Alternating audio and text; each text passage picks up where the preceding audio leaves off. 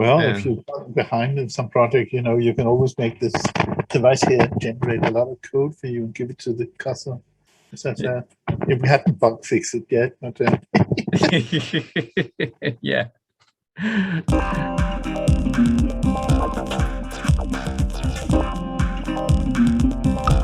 Hi, Klaus.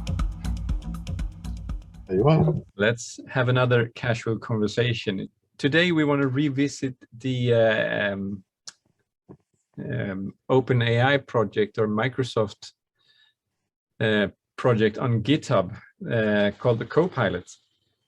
And because I've actually got access, I applied and I got access. So now I have Copilot in my Visual Studio Code. Oh. And you said that it's going to take a long time before this can do some DataFlex.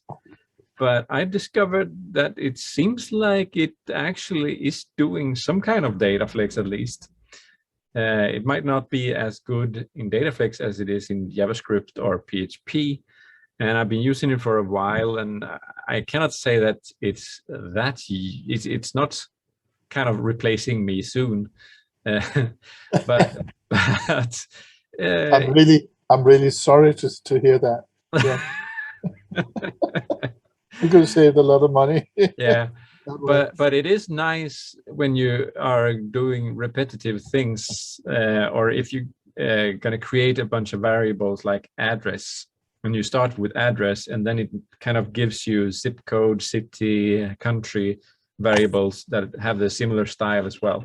So it's really nice in those particular situations that it can help. So I've invited you now to try it out and see what it can do in DataFlex. So I just opened a DataFlex file to give it some context, because if you have a blank file, it will just default to some kind of JavaScript, PHP thing, or Java or something. But now we've opened a DataFlex file, and the first thing that happens here is actually that it starts to give us a suggestion called procedure on before hide, but that's just because this function procedure is created after the on before show. So it thinks that I'm about to create an on before hide as well. But you may type whatever. You can type a comment and it will suggest code for you, or you can start writing some code and see how it helps you. If it helps you. If it helps. Sometimes you have to wait a second for it to. And you also have this feature, Open Copilot. And when you do that, it will open and try to give you 10 solutions, different solutions to the same problem. So here we get 10 different suggestions. So on after show, or on before hide, or on before unload. So it has some different suggestions. Then you have on click. Yeah, it's trying, but it has the same type of syntax.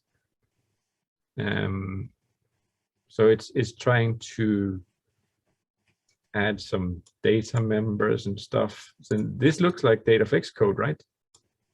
Yeah. So not sure about the call, but no, it doesn't. Not really, not the dot notation. No, but it would be move to set, no, move to with this data source to client. Yeah, and here is a string, so it's here it looks really PI, column count, PS caption and stuff like that, but yeah, it's not real DataFlex. Oh, it isn't. But let's see if you have some ideas to try out here. If I object web button is a C. Is it web button is called? You can just tab. Okay. And you should know that this is not in the DataFlex Studio. So this is actually Copilot all the way helping you. Yeah. It's not autocomplete in the Dataflex Studio. So procedure on click.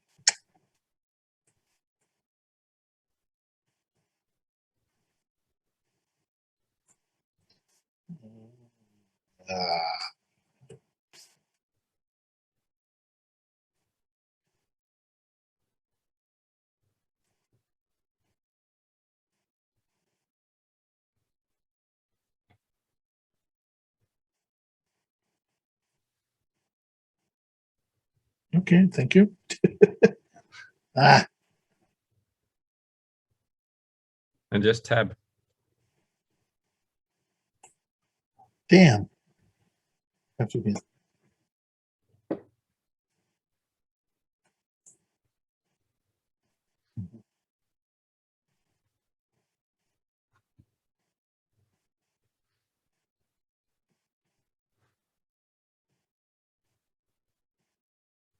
Yeah, okay.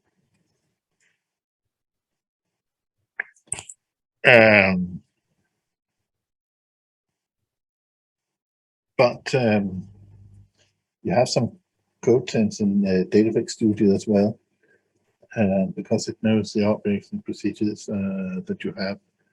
It would have done more or less the same as code sense doing here, wouldn't you say? Yeah, code sense wouldn't complete your sentence "Hello world" here, but No, the Dataflex Studio wouldn't have completed it. no, exactly. But other than that, it would have done all of it, more or less. But what if we have a procedure or a function that's going to return a value? Get. Do you have a function you want to make, like adding two numbers together or something? Well, I've always fancied the function that would add 2 and 2 and yields result 4. Yeah. Make it a web service so that you can get the same result no matter where in the world you are. Yeah. Add two numbers. Yeah. And then we do.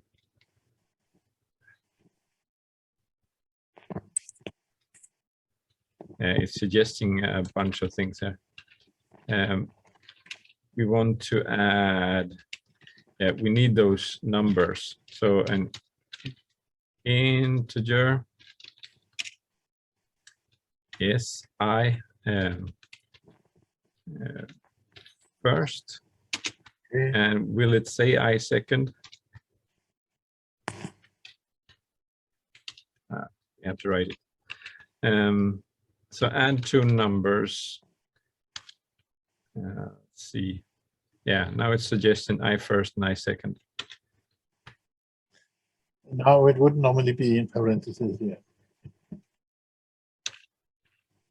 Remove the parentheses.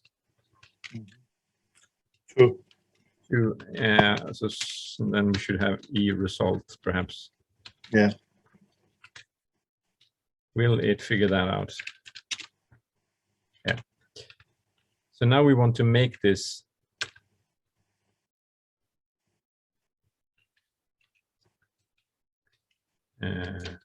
So that would be a function, yeah. Yeah. See, it starts out to suggest a function that we just called. So that's nice. Yes, but you have to define the type, yeah. Yeah. And if I do that, and then it gives me the right returns, it's not enough. So it's not. It's not a void, so you have to have returns. Return integer. Integer. So now let's see. Now it suggests set I result to. That's gibberish. No. Yeah, well, yes, it should be move I first, put I second. Yeah. Too. iResult. Yeah. So we see if we can come up with some other suggestions here. Mm-hmm.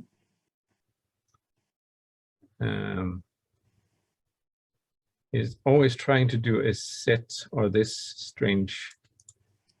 This is an old. That looks like LLW. Yeah, that really old language. Yeah. Okay, let's help it along here. Move. I first Should have a parenthesis. I first Plus I second two, and we don't want that parenthesis. Yeah. Yes. Okay. Now, end function. Function return. Yeah. So annoying. I cannot tab in. Okay. Function return. Can you figure that out, Copilot? No. We need to define the iResult as well. Now then, yeah, there we got it. Yeah. Okay. So far, so good, or not so good. Do you want to challenge it for something else? One of the basic constructions in Datafix is a move. The what's that called? I don't know. But the move instead of one that the equal signs. Yeah. The equal signs. That's quite a. It should learn that, I would say. And secondly, for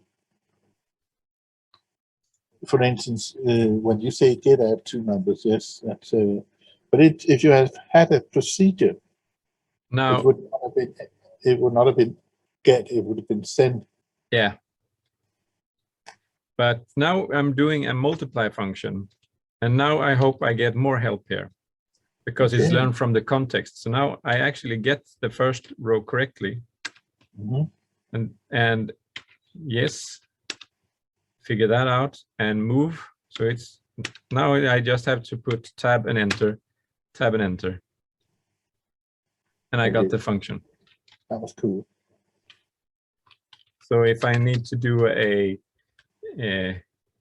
get subtract, for instance, it will already suggest it, and I can just go down here and it will tab, enter, tab, enter, tab, enter, tab, enter. So it's when you show it the first one and then just do a variation, it will figure things out really quickly. And I think that's one of the strengths in Copilot. Just this repetitive work. So if I'm going so it's an advanced cut and paste function here. Yeah, I would say that. Copy paste, yeah. So I could here, let's say string, and then is address, and then let's see if it suggests anything else. No, is zip. And then we got city, state, country, phone number, fax, email, web, latitude, longitude. You got the entire list. Mm-hmm. And now I would like to set some latitude and longitude. Yeah. Should not be get address of location is address. No, that's not how I would write it. Because that would be an object called sLocation. Move default address to is address. Let's see. Move 1, 2, 3, 4, 5 to zip. Move city to city. Yeah, fine. State to state. So we're doing some default setup here. Fax, email, web, latitude. Yeah, okay. So it helps me create these variables that I have defined. Oh, it's should be moved there. I think I did a, yeah, exactly. Then it's completed. Yeah, so in those cases, it's really neat.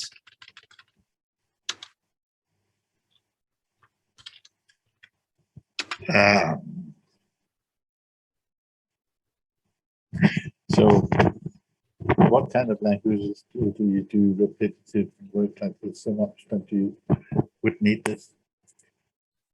Well, if you look in, let's find a JavaScript field. Just create a new file here, and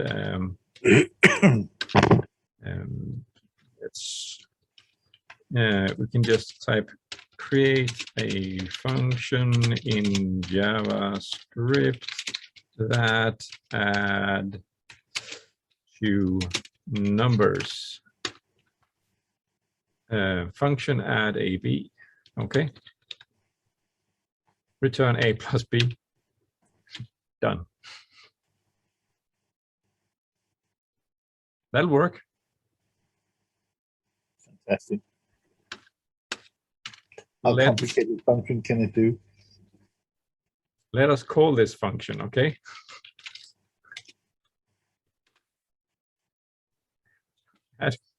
Yeah. So now it's done. It actually suggested a comment for me and then wrote the code for it.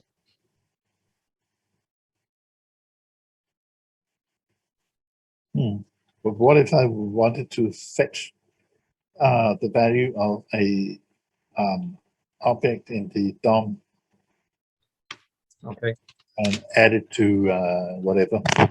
Get the value of div ID test, div with ID test from the DOM. From the discovering Datafix. Yeah, well, okay. Yep. Stop that. Var test get yeah, that's valid. Okay. So now I got, but it's actually not completely valid because it's returning the element, not the value. Ah. Yet the value is what we're looking for. So we have to look at the suggestions. There is an accepted solution. So I would take this one instead. There you have the value of the ID. All right.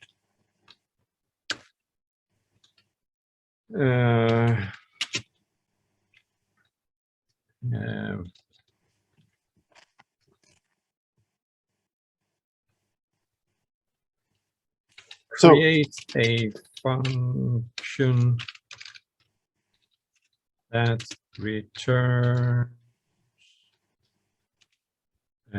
the next prime number after a given number. Ooh. Next prime number. Loop through the with comments and all.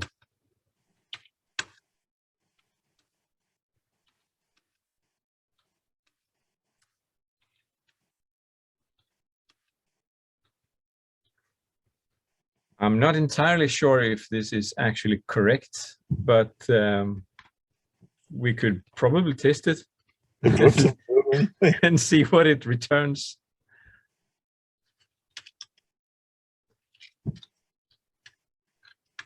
next prime, let's say 6. And how would we test this? Perhaps in the let p equals next prime, and then we can open a browser. That's F12. Now we're in the console. We can just run this. In the console, do we have any prime numbers? We can, it says 2, so that's probably not valid. No, it should be 7. Yeah. So it gives some suggestions that looks like real code, but in this case, it does not return the correct value. But yeah, okay. You cannot trust it. It writes code for you, but you shouldn't trust it. That's the takeaway here. Well, if you're behind in some project, you know, you can always make this device here generate a lot of code for you and give it to the customer. If we haven't bug fixed it yet, but yeah, yeah, but we got the feeling about where Copilot is at the moment, and I'll keep using it and see what it does in my editor while I'm working. And I think we're going to end this episode here. Yeah, well, it was fun to see. Yeah. I'm probably not going to use it myself anytime soon. No, I'm afraid. Yeah. No, I think we'll. There are very specific cases where this might be useful, but there are small cases where you can save some time by using it. But otherwise, it kind of balances between annoying and sometimes kind of interesting to see what it can come up with. But yeah, I think it's probably more fun than useful at the moment. Yeah, because I mean, what would really do some help here if you had some kind of system that could do the thinking for you. But yeah, alas, you know, we haven't got that far yet. If this thing here you just showed me is supposed to be a threat against us as programmers, I would say not anytime soon. So stay cool out there. No worries. No worries.